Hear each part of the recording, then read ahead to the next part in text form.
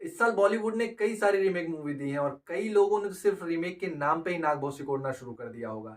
लेकिन सिर्फ रीमेक के नाम पर मूवी को न देखा जाए ये तो ठीक नहीं होगा। 2 अक्टूबर को पणजी में क्या हुआ था ये बच्चे-बच्चे की ज़ुबान पे रटा हुआ है। यहाँ तक कि गांधी जी भी चिंता में पड़ गए कि उनके जन्मदिन से ज़्यादा चर्चे विजय सालगांवकर और उनके परिवार की यात्रा के हो रहे हैं। और बात करें सीक्वल्स की तो कुछ अपवाद यानी कि एक्सेप्शंस मूवीज़ को अगर छोड़ दिया जाए तो जब किसी मूवी का सेकंड पार्ट आता है, उसका सीक्वल आता है तो वो हमें उतना इम्प्रेस नहीं कर पाता है। मतलब फर्स्ट वाली को देख के हमारी एक्सपेक्टेशन हाई हो जाती है और वो सेकंड वाली जो मूवी आती है वो हमें उस हद तक इम्प्रेस नहीं कर पाती। लेकिन ये जो दृश्यम 2 आई है, ये ज़रा हट के है।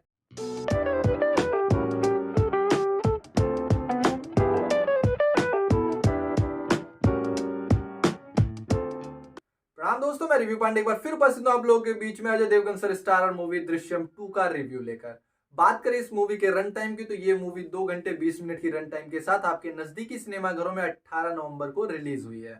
बात करें इस मूवी की स्टार कास्ट की तो इसमें प्रमुख भूमिका में आपको Ajay Devgan sir, Tabu ma'am, Akshaye Khanna sir, Shriya Saran ma'am आदि कलाकार देखने को मिलने वाले हैं। और इस मूवी का निर्देशन किया है अभिषेक पाठक सर ने। कहानी की अगर हम बात करें तो कहानी 7 वर्ष बाद की कहानी है, जहां पर दृश्यम जो कि पहला पार्ट था वो खत्म हुआ था, वहीं से 7 वर्ष बाद दृश्यम 2 शुरू होती है। और जो हमारे विजय सर थे जिनका सिर्फ केबल नेटवर्क का एक बिजनेस हुआ करता था, अब वो बहुत अमीर हो चुके हैं और उनका एक खुद का सिनेमा कॉम्प्लेक्स और वो भविष्य में एक मूवी प्रोड्यूस करना चाहते हैं।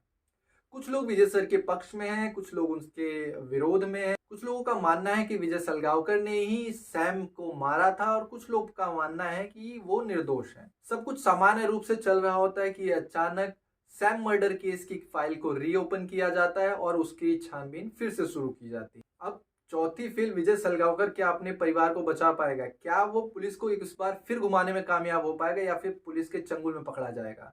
अब ये सब जानने के लिए आपको ये मूवी देखनी पड़ेगी, क्योंकि मैं इसकी कहानी के बारे में जितनी बात करूंगा कहानी ओपन होती चली जाएगी और ये एक स्पॉइलर हो जाएगा और मैं एकदम स्पॉइलर फ्री रिव्यू आपको देना चाहता हूँ।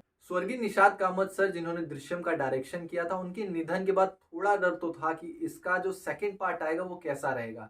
लेकिन अभिषेक पाठक सर ने बहुत ही अच्छा काम किया है, इसका निर्देशन बहुत ही अच्छे से किया है। अगर हम बात करें एक्टिंग डिपार्टमेंट की तो सभी कलाकारों ने बहुत ही अच्छा अभिनय किया है और खासकर अजय देवगन सर। मतलब जब डार्क साइड वाली एक डार्क थीम वाली मूवीज की बात आती है तो अजय देवगन सर का एक अलग ही किरदार निकल के बाहर आता है। मतलब एक पोकर फेस से जितनी अच्छी अदाकारी की जा सकती थी अजय देवगन सर ने बहुत ज्यादा अच्छे से करके दिखाया है। मतलब पूरी मूवी में वो 2-3 जगह स्माइल किए होंगे, उसके अलावा पूरी मूवी में वो जो उनका एक प्लेन फेस पोकर फेस है, एक ही एक्सप्रेशन के साथ उन्होंने जो पूरी मूवी बिता दी है, मतलब देख के मजा आ जाएगा आपको। और जो उनके चलने का स्टाइल है, मतलब कमाल। इसके अलावा अक्षय खन्ना सर, ये एकमात्र करेक्टर है जो पहले वाले दृश्यम और इस वाले दृश्यम में अलग है।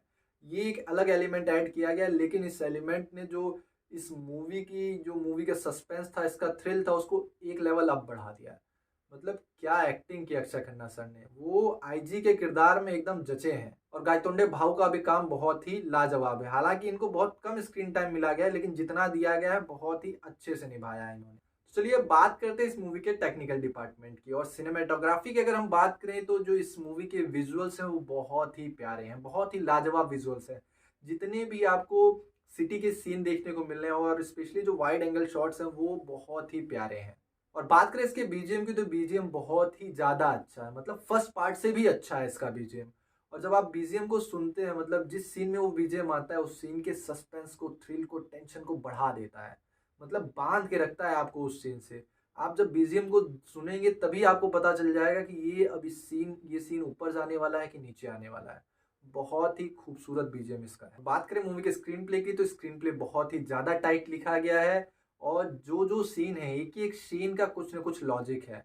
मतलब कोई भी सीन फालतू में आपको देखने को नहीं मिलेगा, बहुत ही टाइट इसका स्क्रीन प्ले लिखा गया है। इन सभी एस्पेक्ट्स को जानने के बाद चलिए संक्षिप्त में समझते हैं इस मूवी की कहानी को थोड़ा सा, और थोड़ा सा बात करते हैं क्या आपको ये मूवी देखनी चाहिए या नहीं देखनी चाहिए और इस मूवी को देखने के बाद मेरा क्या टेक है। कहानी वहीं से शुरू होती है जहां कहानी का पहला पार्ट खत्म होता है। कहानी 7 वर्ष बाद से शुरू होती है। सब कुछ नॉर्मल चल रहा होता है कि अचानक एक दिन वो जो सैम मर्डर केस की फाइल थी उसको फिर से ओपन किया जाता है, फिर से उसकी छानबीन शुरू हो जाती है और फिर शुरू होती है खलबली। मूवी का फर्स्ट हाफ स्टोरी को बिल्ड करता है और इसी वजह से शायद आपको ये थोड़ा स्लो लगे, लेकिन जैसे जैसे मूवी बढ़ती जाएगी आपको एक एक सीन का लॉजिक समझ में आने लगेगा। आपके अंदर की जो क्यूरियोसिटी है वो और बढ़ जाएगी। तो ये मूवी आपको रिलैक्स होने का मौका ही नहीं देगी। जैसे ही सेकंड हाफ शुरू होता है, ट्विस्ट पे ट्विस्ट, ट्विस्ट पे ट्विस्ट, हर एक सीन के बाद आपको एक अलग ट्विस्ट देखने को मिलेगा।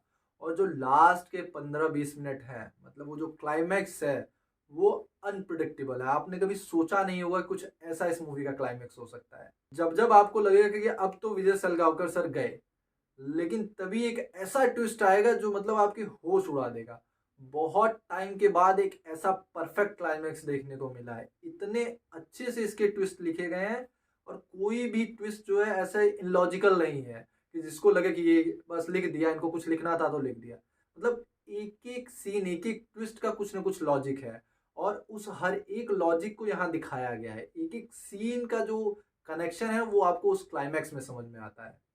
मतलब अगर आपने इनकी जो मलयालम मूवी जिसका ये रीमेक है, ऑफिशियल रीमेक है दृश्यम 2, जिसमें ममूटी साहब ने निभाया है, अगर आपने उसको देखा है तो हो सकता है आपको उतना ज़्यादा ये आपको आश्चर्यचकित ना करे। लेकिन अगर आपने उस मूवी को नहीं देखा है तो आप यकीन मानिए आपने ऐसा ट्विस्ट सोचा भी नहीं होगा सपने में। मतलब अनप्रिडिक्टेबल, एकदम दिमाग घुमा देगा। आप मूवी देखने के बाद मेरा कहना है कि आप इसको एक बार जरूर देखें। आपने इतना परफेक्ट क्लाइमैक्स बॉलीवुड में तो बहुत टाइम बाद देखा होगा।